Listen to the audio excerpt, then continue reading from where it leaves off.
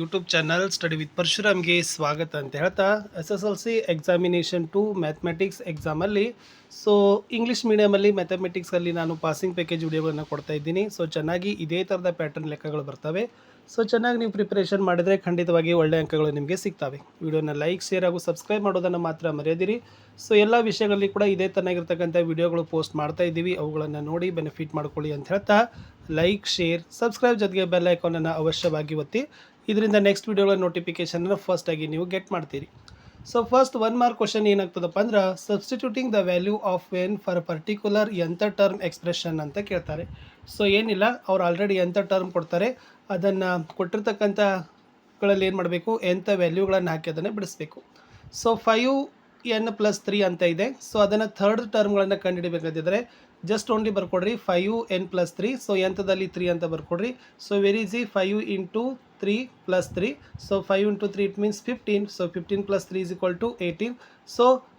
Third term value ಎಷ್ಟಾಗ್ತದಪ್ಪ ಅಂದರೆ 18 ಅಂತ ಆಗ್ತದೆ. ಸೆಕೆಂಡ್ ಕ್ವಶನ್ಸ್ ನೋಡ್ಕೊಡ್ರಿ. ಈ ಕಡೆ ಏನು ಕೊಟ್ಟಿದ್ದಾರೆ ಅಂತಂದರೆ 4n² - 1 ಅದ 8th ಟರ್ಮನ್ನೇ ಕ್ಯಾಲ್ಕುಲೇಷನ್ ಮಾಡಲಿಕ್ಕೆ ಕೇಳಿದ್ದಾರೆ. ನೋಡಿ ಬರ್ಕೊಡ್ರಿ 4n² - 1. ಇಲ್ಲಿ n = 8 ಅದ. n ಅಲ್ಲಿ 8ದ ವ್ಯಾಲ್ಯೂಗಳನ್ನು ತುಂಬ್ರಿ. 4 × 8⁻² - 1 ಅಂದರೆ 8 × 8 ಅಂದರೆ ಎಷ್ಟಾಯ್ತು, 64. 4 × 64 - 1 ಅಂತಂದರೆ 256 - 1. There is = 8th term value ಏನಾಗ್ತದಪ್ಪ ಅಂದರೆ 255 ಆಗ್ತದೆ. ಸೇಮ್ ಪ್ರಾಬ್ಲಮ್ಗಳನ್ನು ನೀವು ಇಲ್ಲಿ ಏನು ಮಾಡಿಪ್ಪ ಫ್ರೆಂಡ್ಸ್ ಅಂದರೆ ಈ ಕ್ಯಾಲ್ಕುಲೇಷನನ್ನು ಮಾಡಿ. ಖಂಡಿತವಾಗಿ ನಿಮ್ಗೆ ಏನಾಗ್ತದಪ್ಪ ಅಂದರೆ ಇಲ್ಲಿಂದ ಅಂಕಗಳು ಸಿಗ್ತವೆ. ಇನ್ನು ನೆಕ್ಸ್ಟ್ ಕ್ವಶನ್ಸ್ಗೆ ಹೋಗ್ತೀನಿ. ಕ್ವಶನ್ಸ್ ಏನದಪ್ಪ ಅಂತಂದರೆ, ವೆರಿ ಈಸಿಯಾಗಿರ್ತಕ್ಕಂಥ ನಿಮಗೆ ಪ್ರಾಕ್ಟೀಸ್ ಕ್ವಶನ್ಸ್ಗಳನ್ನೇ ಕೊಟ್ಟಿದ್ದೀವಿ. ಈ ಪ್ರಾಕ್ಟೀಸ್ ಕ್ವಶನ್ಸ್ಗಳನ್ನು ನೀವೇನು ಮಾಡಬೇಕಾಗ್ತದೆ ಅಂದರೆ ಸಾಲ್ವ್ಗಳನ್ನು ಮಾಡಿಕೊಡ್ರಿ. 2n+1 ಅಲ್ಲಿ 6th ಟರ್ಮನ್ನು ಕಂಡುಹಿಡಬೇಕು. 13 ಆನ್ಸರ್ ಬರಬೇಕು. ಅದೇ ಥರ 24 - 3n ಅಲ್ಲಿ ಥರ್ಡ್ ಟರ್ಮನ್ನು ಕ್ಯಾಲ್ಕುಲೇಟ್ ಮಾಡಬೇಕು. 15 ಆನ್ಸರ್ ಬರಬೇಕು. ಆಮೇಲೆ 2n - 2ದಲ್ಲಿ 9th ಟರ್ಮನ್ನು ಕ್ಯಾಲ್ಕುಲೇಷನ್ ಮಾಡಬೇಕು. 25 ಆನ್ಸರ್ ಬರಬೇಕು. Last 2n - 1ನಲ್ಲಿ n - 1th term ಅಂತ ಕಂಡುಹಿಡಲಿಕ್ಕೆ ಕೇಳಿದರೆ ಅದರದ್ದು ವ್ಯಾಲ್ಯೂ 2n - 3 ಅಂತ ಬರೆದ್ರೆ ಸಾಕು. ಇನ್ನು ಸೇಮ್ ಅರ್ಥಮೆಟಿಕ್ ಪ್ರೋಗ್ರೆಷನಲ್ಲಿ ನಿಮ್ಗೆ ಏನು ಮಾಡ್ತಾರಪ್ಪ ಅಂತಂದರೆ, find a1 or an, find a to an+1 ಅಥವಾ ಫೈಂಡ್ ಸ್ಟೆಪ್ಸ್ಗಳನ್ನು ಕೇಳಿದ್ದಾರೆ. Find the first and second terms of any two consecutive terms to find the common differences ಅಂತ ಕೇಳಿದ್ದಾರೆ. Very ಈಸಿಯಾಗಿರ್ತಕ್ಕಂಥದ್ದು.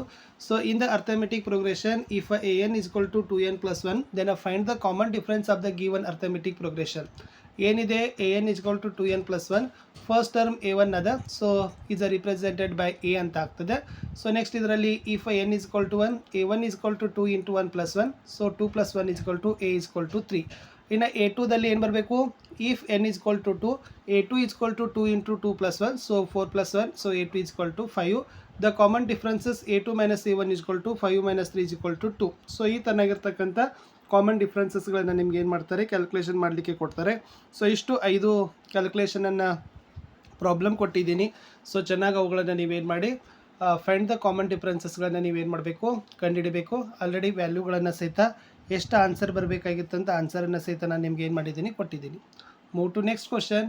There is also arithmetic ಮೀನನ್ನು ಕಂಡುಹಿಡಬೇಕು. First term plus second term divided by 2 ಕಂಡುಹಿಡಿದ್ರೆ arithmetic mean ಬರ್ತದೆ, middle term ಬರ್ತದೆ. ಒಂದು ಲೆಕ್ಕ ಇದೆ ನೋಡಿ.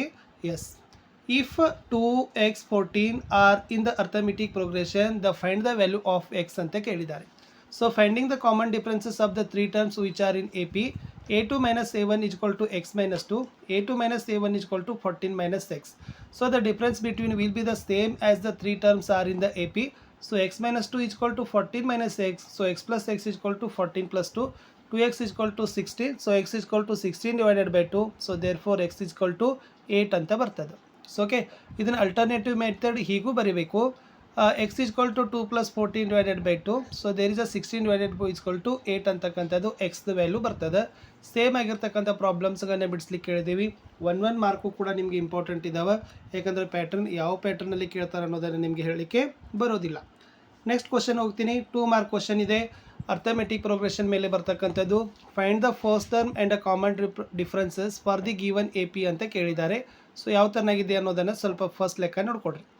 Find the 10th term of the arithmetic progression 2, 7, 12 ಅಂತದ. ಫಸ್ಟ್ AP ಬರ್ಕೊಡ್ರಿ. ಅದರಲ್ಲಿ a 2 ಅದ, d 7 - 2 ಅಂತಂದ್ರೆ 5 ಬತ್ತು, n ಎಷ್ಟದ 10th ಅಂತದ. ಸೂತ್ರ ಏನು ಹಾಕಬೇಕು, formula A N equal to A plus N minus one into D ಹಾಕಿ ಅದರಲ್ಲಿ ವ್ಯಾಲ್ಯೂ ಎದು 2 ಹಾಕ್ರಿ ಎನ್ನದು 10 ಹಾಕಿ. ಸೊ 2 + 10 - 1 × 5 ಅಂತಂದ್ರೆ 2 + 9 × 5. ಸೊ 2 + 45 = 10th ಟರ್ಮ್ ಏನಾಗ್ತದೆ 47 ಆಗ್ತದೆ. ಸೇಮ್ ಕ್ವಶನ್ ಕೇಳಿದ್ದಾರೆ ಸೆಕೆಂಡಲ್ಲಿ. Find the 13th term of the arithmetic progression 5, 8, 11 using the formula. So A P ಬರ್ಕೊಡ್ರಿ 5, 8, 11. ಸೊ ಎ ಅಂದ್ರೆ ಫಸ್ಟ್ ಟರ್ಮ್ ಏನದ 2 ಅದ, ಡಿ 8 - 5 = 3 ಆ್ಯಂಡ್ 30 ಅದ. So formula A N = A plus N minus 1 into D. So ಅವುಗಳನ್ನು value substitute ಮಾಡಿದಾಗ 5 + 30 - 1 into 3. So therefore 5 + 29 into 3. So 5 + 87. So A30 = 92 ಅಂತ ಬರ್ತದೆ. So very ಈಸಿಯಾಗಿ ನೀವೇನು ಮಾಡ್ಬೋದಪ್ಪ ಅಂದರೆ ಬರೆಸಿದ್ರೆ ಸೊ ಖಂಡಿತವಾಗಿ ನಿಮಗೆ 2 ಮಾರ್ಕ್ಸ್ ಪ್ರಾಬ್ಲಮ್ಸ್ಗಳನ್ನು ಕೊಡ್ತಾರೆ. ಸೊ ದೀಸ್ 5 ಪ್ರಾಬ್ಲಮ್ಸ್ಗಳನ್ನು ಕೊಟ್ಟಿದ್ದೀನಿ. ಸೊ ಚೆನ್ನಾಗಿ ಅವುಗಳನ್ನ ನೀವು ಪ್ರಿಪ್ರೇಷನನ್ನು ಮಾಡಿ. ಇನ್ನು ಅರ್ಥಮೆಟಿಕ್ ಪ್ರೋಗ್ರೆಷನಲ್ಲಿ ಇನ್ನೂ ಒಂದು ಕ್ವಶನ್ ಕೇಳ್ತಾರೆ. Find the first term common differences and note the N value of the given A P ಅಂತ ಕೇಳ್ತಾರೆ. ಇಲ್ಲಿ ಯಾವ ಫಾರ್ಮುಲಾ ಯೂಸ್ ಮಾಡಬೇಕಪ್ಪ ಅಂತಂದ್ರೆ value of the given A P ಕೇಳಿದ್ರೆ ಏನದು Sn = n/2 2a + n - 1 into d ಫಾರ್ಮುಲಾಗಳನ್ನು ಹಾಕಬೇಕು. ಸೊ ಒಂದು ಲೆಕ್ಕ ಹೇಳ್ತೀನಿ. Find the sum of the first 20 terms 2 + 7 + 12 using the formula ಅಂತ ಅದ. ಬರ್ಕೊಡ್ರಿ 2 + 7 + 12 ಪ್ಲಸ್ ಡ್ಯಾಶ್ ಡ್ಯಾಶ್ ಎ 2 ಅದ, ಡಿಫ್ರೆನ್ಸಸ್ 7 - 2 ಅಂದರೆ 5 ಬರ್ತದೆ, n 20 ಬರ್ತು, ಎಸ್ ಎನ್ ಕಂಡುಹಿಡಿಬೇಕು. ಸೂತ್ರ Sn = n/2 2a + n - 1 into ಡಿದಲ್ಲಿ ವ್ಯಾಲ್ಯೂಗಳನ್ನು ಸಬ್ಸ್ಟಿಟ್ಯೂಟ್ ಮಾಡೋಣ. ಎನ್ ವ್ಯಾಲ್ಯೂ 20 ಅದ, ಎ 2 ಅದ, ನೆಕ್ಸ್ಟ್ ಡಿ 5 ಅದ. ಸೊ ಟೋಟಲ್ ಎಷ್ಟು ಬರ್ತಪ್ಪ ಅಂದರೆ 990 ಅಂತ ಬತ್ತು. ಸೊ ಈ ಥರನಾಗಿರ್ತಕ್ಕಂಥ ಸಿಂಪಲ್ ಲೆಕ್ಕಗಳನ್ನು ಕೂಡ ನೀವು ಮಾಡಿ ಸೊ ಎಷ್ಟು ಮಾರ್ಕ್ಸ್ ತೊಗೊಳ್ಬೋದು 2 ಮಾರ್ಕ್ಸ್ ತೊಗೊಳ್ಬೋದು. ಪ್ರಾಕ್ಟೀಸ್ ಮಾಡಿ. ಸೊ ಖಂಡಿತವಾಗಿ ನಿಮಗೆ ಏನಾಗ್ತದಪ್ಪ ಅಂದ್ರೆ ಅಂಕಗಳು ಸಿಗ್ತದೆ. ಇನ್ನು ಪಾಲಿನಿಮಲ್ಸಲ್ಲಿ ನಿಮ್ಗೆ ಏನು ಕೇಳಿರ್ತಾರಪ್ಪ ಅಂತಂದರೆ find the number of zeros of the polynomial of the given graph ಅಂತ ಕೇಳಿರ್ತಾರೆ. So very easy. ಎಕ್ಸ್ ಅಕ್ಷದಲ್ಲಿ ಏನಾಗಿರ್ತದಂದ್ರೆ ಎಷ್ಟು ಸಾರಿ ಟಚ್ ಆಗೋದ ಅನ್ನೋದು ಅದೇ ಏನಾಗಿರ್ತದಪ್ಪ ಅಂದ್ರೆ ಜೀರೋಸ್ ಆಫ್ ಪಾಲಿನಾಮಲ್ ಅಂತ ಕರೀತಾರೆ. ಸೊ ಇದರಲ್ಲಿ ಫಸ್ಟದಲ್ಲಿ ಏನು ಮಾಡೋದಪ್ಪ ಅಂದ್ರೆ ಎಕ್ಸ್ ಟರ್ಮಲ್ಲಿ ಏನಾಗದ ಒಂದು ಕಡೆ ಟಚ್ ಮಾಡೋದ. ಸೊ ಇತರದ್ದು ಪಾಲಿನಾಮಲ್ ಎಷ್ಟಾಯಿತು 1 ಅಂತಕ್ಕಂಥದ್ದು ಬಂತು. ಸೊ ಸೆಕೆಂಡಲ್ಲಿ ಏನದ 3 ಕಡೆ ಟಚ್ ಮಾಡೋದು ಎಕ್ಸಲ್ಲಿ 1 2 3. ಸೊ ಎಷ್ಟಾಯಿತು ಇತರದ್ದು ನಂಬರ್ ಆಫ್ ಜೀರೋಸ್ ಆಫ್ ಪಾಲಿನಾಮಲ್ 3 ಅಂತ ಬಂತು. ಸೇಮ್ ಇದೇ ಥರನಾಗಿರ್ತಕ್ಕಂಥದ್ದು ನೋಡಿ ವೆರಿ ಈಸಿ ಅದ. ಸೊ ಇದು ಎಕ್ಸ್ ಅದಲ್ಲ, ಎಕ್ಸಲ್ಲಿ ಎಷ್ಟು ಕಡೆ ಟಚ್ ಮಾಡೋದ 1 2. ಎಸ್. ಸೊ ಈ ಥರ ಏನಾಯ್ತು ಇದ್ರದ್ದು ಜೀರೋ ಆಫ್ ನಂಬರ್ ಆಫ್ ಪಾಲಿನಾಮಲ್ಸ್ 2 ಅಂತ ಆಯಿತು. ಇದರಲ್ಲಿ 1 2 3 4 ಇದ್ರದ್ದು 4 ಕಡೆ, ಇದು 1 2 3. ಸೊ ಇದು ಏನಪ್ಪ ಅಂದ್ರೆ 3 ಕಡೆ ಟಚ್ ಅದ. ಸೊ ಈ ಥರನಾಗಿರ್ತಕ್ಕಂಥ ಜೀರೋ ನಂಬರ್ ಆಫ್ ಪಾಲಿಮಾಲ್ಸ್ಗಳನ್ನು ನೀವೇನು ಮಾಡ್ಬೋದು ಯೂಸ್ ಮಾಡ್ಬೋದು. ಇಲ್ಲಿ ಏನೂ ಇಲ್ಲ ಯಾಕಂದರೆ ಎಕ್ಸ್ ಅದ. ಸೊ ಇದೇನದು 0 ಬಂತು. ಓಕೆನಾ. ಸೊ ಗೊತ್ತಿರಲಿ. ನೆಕ್ಸ್ಟ್ ಈ ಕಡೆ 1 2 3 4 5. ಸೊ ಇದು 5 ಬಂತು. ಈ ಕಡೆ 1 2 3. ಸೊ ಈ ಕಡೆ ಎಷ್ಟಾದಪ್ಪ ಅಂದ್ರೆ 3 ಅಂತ ಬಂತು. ಇಷ್ಟು ಜೀರೋ ನಂಬರ್ ಆಫ್ ಪಾಲಿನಾಮಲ್ಗಳನ್ನು ನೀವೇನು ಮಾಡ್ಬೋದು ಕ್ಯಾಲ್ಕುಲೇಷನನ್ನು ಮಾಡ್ಬೋದು. ಸೊ ನೆಕ್ಸ್ಟ್ ಇನ್ನೊಂದು ಕೇಳಿದ್ದಾರೆ, ಡಿಗ್ರೀಸ್ ಕೇಳಿದ್ದಾರೆ. Linear polynomial, quadratic polynomial, cubic polynomial. So ನೆನಪಿರಲಿ ಲೀನಿಯರ್ದು ಪಾಲಿನಿಮಿಕ್ ಯಾವಾಗಲೂ ಡಿಗ್ರಿ ಎಷ್ಟಿರ್ತದಪ್ಪ ಅಂತಂದ್ರೆ ಓನ್ಲಿ 1 ಇರ್ತದೆ. ಲೀನಿಯರ್ ಇಟ್ ಮೀನ್ಸ್ 1, ಕ್ವಾಡ್ರಾಟಿಕ್ದು 2, ಕ್ಯೂಬಿಕ್ದು 3 ಅಂತ ಇರ್ತದೆ. ಸೊ ಇದು ನೀವು ಈಸಿಯಾಗಿ ಏನು ಮಾಡ್ಬೋದಪ್ಪ ಅಂದ್ರೆ ಫೈಂಡ್ಗಳನ್ನು ಮಾಡ್ಬೋದು. ಸೊ ಇಲ್ಲಿ ನೋಡಿ ಒಂದು ಕ್ವಶನ್ ಕೇಳಿದ್ದಾರೆ, write the degree of the polynomial ಅಂತ ಕೇಳಿದ್ದಾರೆ. ಸೊ ಇಲ್ಲಿ ಇರ್ತಕ್ಕಂಥ ಹೈಯೆಸ್ಟ್ ಡಿಗ್ರಿ ಯಾವುದು 3 ಅದ. ಸೊ 3 ಅಂತಕ್ಕಂಥದ್ದು ಏನಾಗ್ತದಪ್ಪ ಅಂತಂದರೆ ಪಾಲಿನಿಮಲ್ ಅಂತಕ್ಕಂಥದ್ದು ಬರ್ತದೆ. ಇನ್ನು ಸೆಕೆಂಡ್ ಕ್ವಶನ್ಸ್ಗೆ ನೋಡೋಣ. ಸೆಕೆಂಡಲ್ಲಿ ಏನು ಕೇಳಿದ್ದಾರೆ x² + 2x2 - 5x 6 ಅದ. ಸೊ ಇಲ್ಲಿರ್ತಕ್ಕಂಥ ಡಿಗ್ರಿ ಯಾವುದು ಪಾಲಿನಾಮಲ್ದು ಹೈಯೆಸ್ಟ್ ಇರೋದು 2 ಅದ. So 2 is the answer. ಇನ್ನು ನೆಕ್ಸ್ಟ್ ಇಲ್ಲಿ ನೋಡಿ p of x = 2x + 15 ಅದ. ಸೊ ಏನೂ ಡಿಗ್ರಿ ಇಲ್ಲ ಅಂತಂದರೆ ವ್ಯಾಲ್ಯೂ ಎಷ್ಟಿರ್ತದೆ 1 ಇರ್ತದೆ. ನೆಕ್ಸ್ಟ್ ಫೋರ್ತದಲ್ಲಿ ಏನು ಕೇಳಿದ್ದಾರೆ p of x = 3x² - 4x² - 5x4 - 3x + 4. So ಇಲ್ಲಿರ್ತಕ್ಕಂಥ ಹೈಯೆಸ್ಟ್ ಡಿಗ್ರಿ ಎಷ್ಟದಪ್ಪ ಅಂದ್ರೆ 4 ಅದ. So 4 is the degree of the polynomial. So same question ಇರ್ತಕ್ಕಂಥದ್ದು p of x = x² x³ - x³ + 5. So ಇಲ್ಲಿರ್ತಕ್ಕಂಥ ಡಿಗ್ರಿ ಆಫ್ ದ ಪಾಲಿನಿಮಲ್ ಏನು ಕೇಳಿದಾರಪ್ಪ ಅಂದರೆ ಸೊ ಇಟ್ ಇಸ್ 0 ಅಂತಕ್ಕಂಥದ್ದು ಏನಾಗ್ತದಪ್ಪ ಅಂದ್ರೆ ಬರ್ತದೆ. ಆಮೇಲೆ ಸ್ಟ್ಯಾಂಡರ್ಡ್ ಕ್ವಾಡ್ರಾಟಿಕ್ ಪಾಲಿನಾಮಲ್ ಇಕ್ವೇಷನ್ ಬರಬೇಕು, ಕ್ಯೂಬಿಕ್ ಪಾಲಿನಾಮಲು, ಆಮೇಲೆ ಲೀನಿಯರ್ ಪಾಲಿನಾಮಲು. ಸೊ ಆಲ್ರೆಡಿ ಇಲ್ಲಿ ನಾನು ಮೇಲೆ ಕೊಟ್ಟಿದ್ದೀನಿ. ಸೊ ಅದನ್ನು ನೀವೇನು ಮಾಡಬೇಕು ಬರಿಬೇಕು. ಲೀನಿಯರ್ ಪಾಲಿನಾಮಲ್ದು ಏನಾಗಿರ್ತದೆ ನೆನಪಿರಲಿ p of x = ax + b where a is not equal to 0.